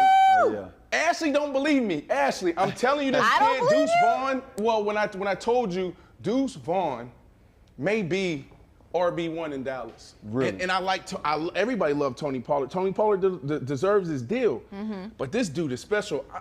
Like, this is like Darren Sproles. I think Darren Sproles like a mentor to him. They kind of know each other. They work together. He trained at our Tampa location. We had him for combine training. I mean, I thought the dude was a wide receiver when I first went up there. Yeah. Super fast, underrated, but now he's on everybody's radar. This dude is just nice. Like, his vision, what he was able to do in tight spaces in the hole in that first game. He's number 1. Ashley, how many votes did he get? He got over 1,800, almost 1,900 votes. Listen, I'm going to quote one of my favorite movies. Listen, Deuce Vaughn, number 1 on Brandon's list. The Cowboys, number 1 in your heart. How about them Cowboys? Right. How did we do in our first stand-up segment? I thought it was cool. It was good. I Cool. like the blow up. You know what? I actually like the blow up pictures versus just a name with like lists and their stats and stuff. I like this. I like the pictures. This It's is cool. dope. Shout We out gotta to put Jazz. a face to the name. You know what I mean? Yeah. Right. Shout out to Jazz. Jazz, you know what? You know what we're going to do? We're going to have Jazz make graphics of himself and our team. So when we talk about our team, it's pow, It's just boom, JP's they right just there. come up. Pow, Nagin's right there. That'd be Pow, a vibe. Manderville's sitting there, but you can only see his teeth. Like, Oh, no, he has to do the hoodie, and then it's just a shadow. You know what? He started Like the other day. When he did the hoodie yesterday, it reminds you ever see the meme with Kermit? Yes. And he has it's the dark Kermit, Yeah. and it's like talking to regular Kermit. And he has the hoodie on, and bad Kermit's telling him to do things. That Yeah. was Manderville. That was he was put in Kermit. that's good. Listen, well, I haven't seen that. I need to see that that little meme. You know, when I first heard of meme, I used to call it Mimi. But anyways, Hey, that's I get it. Honestly, all year, we're going to just continue this conversation, rookie watch list. You know, it's going to change. We're going to need participation from the local fans. You know, our fans, you got to put in your votes. I'm tired. I'm not going back down to South Beach and spending my Friday afternoon, my Saturday and Sunday mornings interviewing and asking people to vote. 5,000 people to vote. I'm not doing it. Right. So I need participation. A little too tedious. Would y'all change any of this before we move on? Let me see. You know, I wouldn't. Who's my favorite rookie, Ashley? You always say I like to say his name. No, right now, it's going to change, right? So, like, right now, the reason why I put it this way is because this is who's winning the votes right now, right? But week 1, or hell, maybe week 3, week 4 of preseason, it changes. Yeah. So I don't want to hear who your favorite is. I want to hear who is right now. Yeah, right now. Okay. Am I going first? Go ahead, say it. Jackson Smith-Njigba. You know you love his saying his name. Jackson Smith-Njigba. He's the rookie wide receiver out of Seattle right now. Oh, okay. Yeah. Sorry, no disrespect. He's gonna be a problem. And you know who's another running back? So let me go through 5. Can I just go through 5 players maybe? 100%. I do like this peak of Peter Skornowski. I think he's gonna be a household name. Because, like you said, it starts in the trenches, right? He's going to be somebody who is going to represent his class and represent offensive linemen for a long time. But same with that guy next to him. Now, if I had to choose another player, it's his teammate, rookie Nolan Smith. Wow. Out of Georgia as well. That dude's going to be a problem. He is more of like an interior lineman. Nolan Smith is more of like that edge rusher. So he's the guy that's obviously going to be putting up probably the stats more than likely. Maybe. Yeah. So maybe this dude is like the next. Maybe Aaron Donald, right? Like a guy who can record those sacks from the inside. I mean, I think they're going to be a problem just, throughout their whole line, throughout that whole front 7. But Nolan Smith is, again, another guy who we should be on the lookout for. And now if I had to pick another receiver, it would be, like I said, Jackson Smith-Njigba. I'm going to go with 2 receivers, though, because I might have to. I agree with Zay Flowers. I got to go with the home team. Zay Flowers. He's just like what do they call it? Lightning in a bottle. Yes. Right. Lightning in a bottle. Lightning in a bottle, man. He can run every route. He's a playmaker. Yeah, he's a playmaker, and he's a guy, man. He plays a lot bigger than what he looks like. You know what I'm saying? And what he's on paper. He's a guy you could throw him just to mix things up. Throw him on the outside. Like, I mean, you as a receiver, like we can just switch up the looks. He's a guy that you can put, in my opinion, anywhere on the field. So Jackson, I got Zay Flowers, but Jackson Smith, he's going to be at number 2 though. He's going to be at number 2 because, and you know how it is in football, right? You got a guy, and this was the case for a guy like KJ Osborne. We know a guy like KJ Osborne now because of the Justin Jeffersons of the world, because of the Adam Thielens of the world. That's going to be the case in Seattle. You got who? DK Metcalf. Tyler Lockett. And people forget they got Noah Fant too. Noah Fant is like a legitimate tight end. He's a good tight end. You got all of those playmakers around a guy like Jackson Smith-Njigba. I'm telling you, like have I not been saying his name for months? You've So been you got the saying Seattle his name for months. Seahawks representing NFC out of in the Super Bowl. That's what you got? Not the Super Bowl, but I'm pretty sure. I'm pretty sure I was the only one that had them in the playoffs, though, didn't I? Representing out of the NFC? I didn't. Because I know they're in the division with the 49ers. No, I had the Seahawks on my list. You did have the Seahawks? I did, yeah. Okay, because I thought you had the Panthers, no? Do we have those graphics? I have the Can we Seahawks pull on those my up or list. no? Yeah? Okay. Yeah, I gave wild cards also. Yeah, okay. I Yeah, did I'll have say the that Seahawks on might my be cool list. maybe to bring up those playoff lists. But Jackson Smith-Njigba, he's there at number 2. And who do I have at number 1, man? I mean, I probably if I really could have thought through it, I probably would have had Jackson Smith maybe at number 1. Yeah. But I'm gonna go with a quarterback, right? Like I think a guy like Bryce Young is really gonna surprise some people. You know what I mean? And this kind of supports your claim that the Panthers are obviously gonna be the team to represent the NFC. Was it the NFC South? But Well, I didn't have them think Bryce representing. Young. I had them going via wild card. Oh, it was via wild card. Sure, you Okay. can change though. Right. You can always change. Because who'd you have? The Saints? You I had had the the Saints Saints coming coming out? out of the Okay. division, You have 6 weeks Yeah. Sure. to change at any moment. Sure. But now, like Thomas Davis said when he was on, they got some pieces. They got Adam Thielen now. I just mentioned him a little earlier. They got DJ Chark. They got Miles Sanders. Yeah. So we'll see. So I'm not going to go through all 5, but my number 1 obviously is going to be Deuce Vaughn. Yeah. I do like Zay Flowers, but I also wanted to go ahead and throw my guy Quentin Johnston out of the Chargers, the one who I said reminds me a lot of DeAndre Hopkins. I think he is going to have one hell of a rookie season. Okay. When we were going ahead and dissecting these guys and their film from camp, I said, I love the way this guy plays. He's a rookie, but he plays like a vet. Yeah. I absolutely love Having a his great game. camp.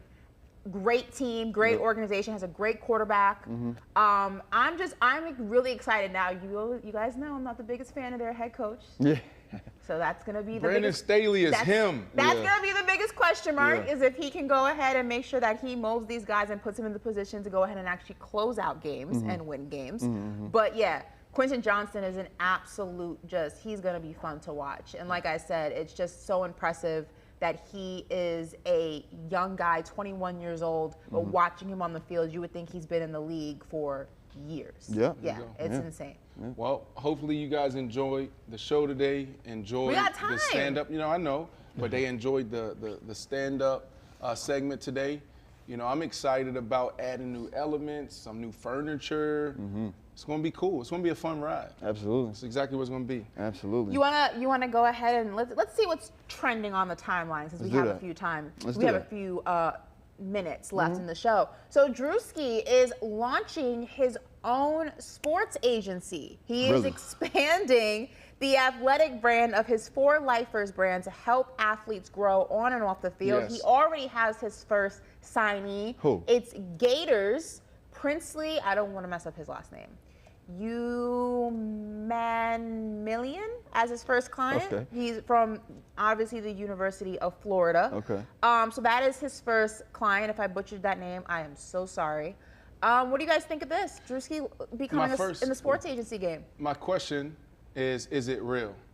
I mean, he signed his first client. Yeah, but I say that because what's his best videos or what? The ones that go viral. Could have been all the records. time. Could have been records, right? So he's bringing people in, whether it's he took the last time he brought them into a studio, so it felt like it was them American Idol.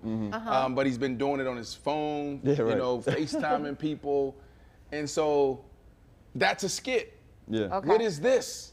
Is it real? If it's real, I think that he can add value from a management standpoint, maybe marketing, like if he's able to build a team around, other people outside himself, because Drewski, not only is he entertaining, but he's also very savvy. He's also very savvy from a business perspective. Yeah. This is probably one of the, top earning influencers online. he just understands how to create content and how to connect with his audience. So there's two questions I have. Is it real? And two, can he scale his operations and what his team is doing to work with the guys and ladies that he signed? Yeah, I mean, it's all about the team, right? And you being a business owner, you're more than familiar with that. I think if he can get the right people around him, because you know it's kind of hard to take Drewski serious, right? But I think he's in the position now where he could find the right people to put around him. And I mean, you said he already has signed a player. He signed Florida Gator star Princely. I'm not going to mess up his last name, but he is widely regarded as one of the top defensive ends in the country and has been named to the Chuck Bednarik and Lombardi Award watch list this season after racking up 39 total tackles, 4.5 sacks, 2 forced fumbles for the Gators in 2022. 6'5", 254 pounds out of Texas. And listen, Drewski is a co-owner of the fan-controlled football's Should Have Been Stars, which I think is I believe is one of the teams. So he has been dabbling in the sports game. Some people love this move. Some people hate this move. I think that people feel when it comes to sports agencies, it should come from people who have experience, being agents, lawyers. So some people absolutely hate this. Some people are like, hey, get your money, Drewski. I feel like it's more management though, right? Like marketing. You know, because like this kid, NIL, you know, I truly believe Drewski or other people in this space can add value to some of our athletes, youth athletes in particular.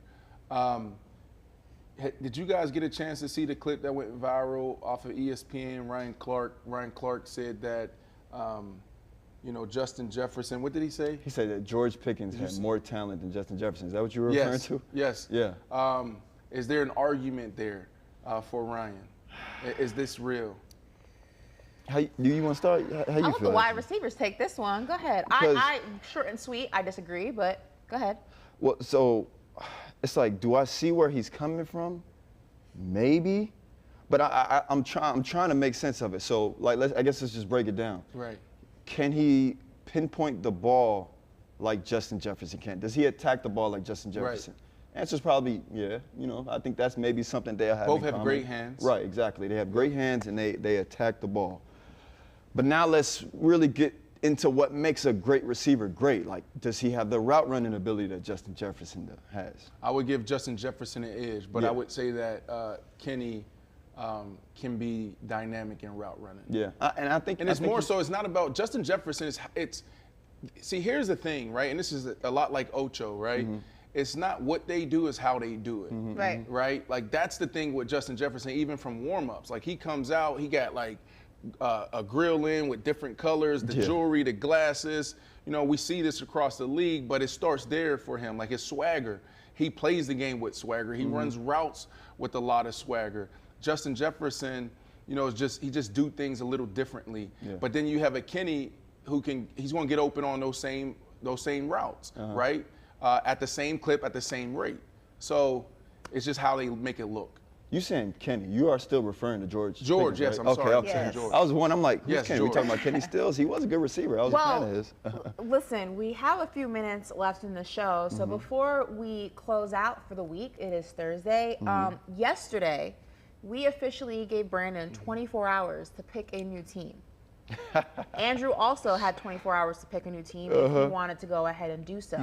Brandon, your 24 hours is officially up. You said that you may be jumping ship from the Brooklyn Nets. I gave you 24 hours to state your allegiance before the start of the NBA season. The NBA schedule does come out today, so we will know what teams are playing where and who throughout the remainder of all the games. You're getting messy right now. So, Brandon Marshall, state your allegiance live on this set. Who is your 2023-2024 NBA team?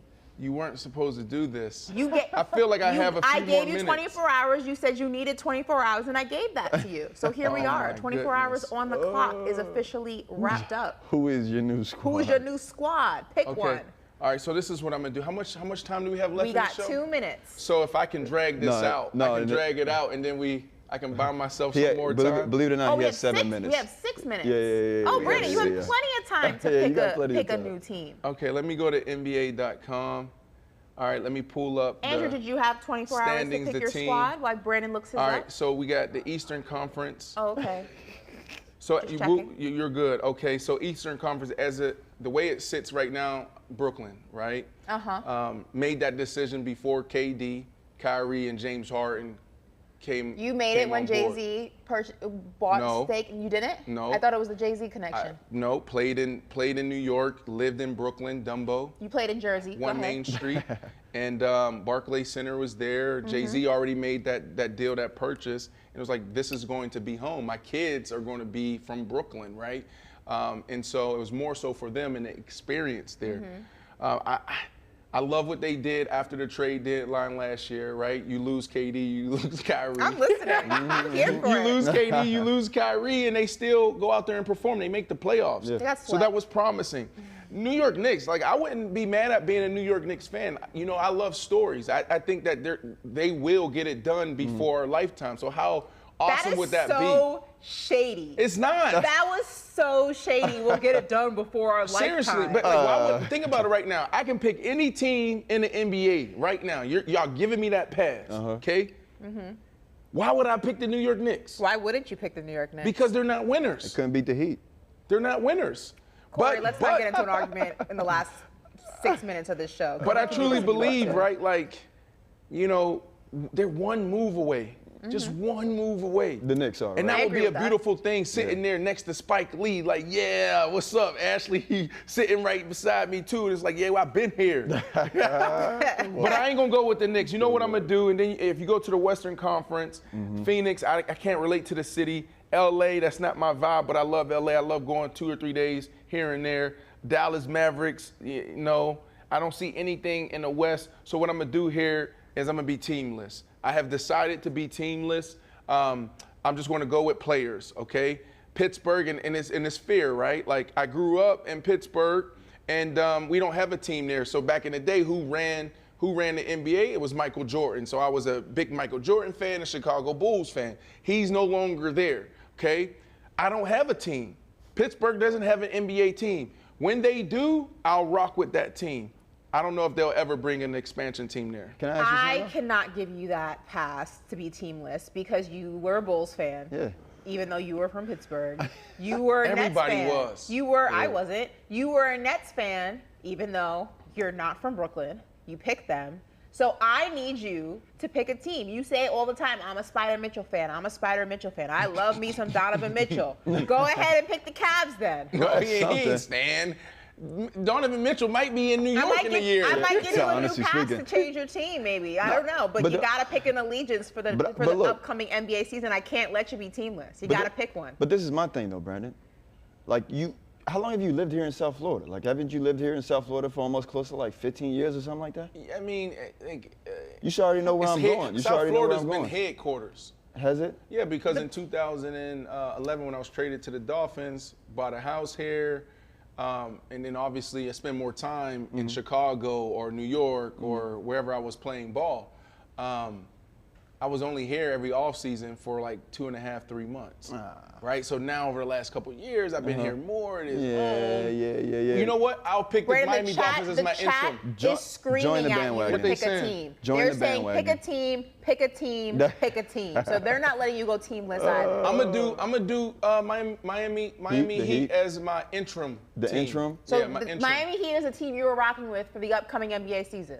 And they got to be for the entirety of the look, season. That is your she fandom for the upcoming. You got to pick a squad. She want to lock you in. I'm not gonna let Ashley do this The to me. chat, I'm not gonna let the peer pressure from the chat do Pick it. a squad, I am Brandon. teamless. No. I am teamless. That was not the deal, so you ain't Brandon. doing it. 24 hours to pick a team. Just pick a team and rock with them for the season. You don't have to be a lifelong fan. Who is your team that you are rocking with? No, because then you're gonna put me in the same blender as Woo. No, you Because like I can't pick a team and then I'll jump ship the next year. That don't make we any will sense. give you a pass that this won't be your forever team, but this is your upcoming NBA season team. Who are you? All right, bet. State your allegiance. All right, let me go back. Go back to Brooklyn. No, I'm going with a winner. I'm going with a winner. I'm gonna be right there courtside. We did it. Anything is possible. Your 2022, your 2023, 2024 NBA team. Who's your allegiance to? Shit. Man, catch me in Phoenix, man. Okay. I feel like I saw this coming. Brandon Marshall for the 20. You heard it here first, ladies and gentlemen. What's today's date? It is August 17th. No, 2023. Brandon Marshall has officially, on the day that the NBA schedule is released, he has officially stated his allegiance to the Phoenix Suns. Bradley Beal, Devin Booker, Kevin Durant. He is rolling with the Death Valley for the upcoming season. There you have it, folks. Your newest Phoenix Suns fan, Brandon Marshall. Clap it up, clap it up, clap it up. Welcome. We're going to get this man a Suns jersey. We should get him a Suns jersey. For real. Who you want? Bill, you want KD? You want Booker? Who you want? I want KD and Book. All right. I like to switch it up. Okay. All right. Brandon, as the newest Suns fan, why don't you go ahead and close out the show? Yeah. How about you do that? Listen, thank you guys for forcing me to pick a team. The Welcome Committee in Phoenix, I'm expecting some type of gift or some type of memo welcoming to the team and the city. This was another great week of Paper Route. We love you guys for rocking with us, and we just love you guys for just being you. Christy O, Pamela, right? I haven't seen St. Patrick in a minute. It has been a while. Until next time, everybody check on St. Patrick. For real. Wellness check on St. Patrick for real. We want to see him Monday at 12 o'clock. Yeah, right sharp. back here, Brand Star Studios. Brandon's going to rally for the Valley. Peace. Love. Dang, y'all